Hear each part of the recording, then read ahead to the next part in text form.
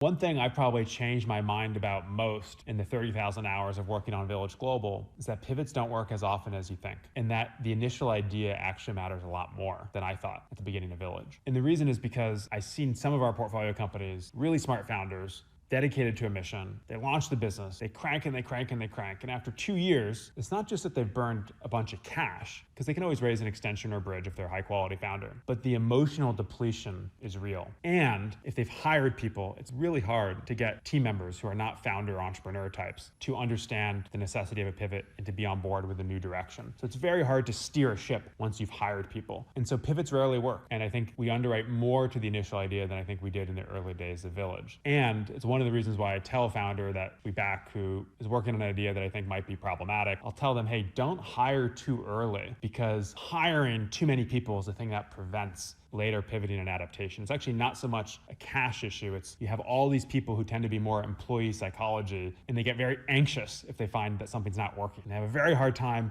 changing directions. So keep your team lean until you figure out that you're actually working on the right problem. In those circumstances, pivots can work, but oftentimes they still don't. And that's why a great founder with a great idea attacking a huge market with a great product, when all those things line up, those are the most compelling opportunities for us to invest in.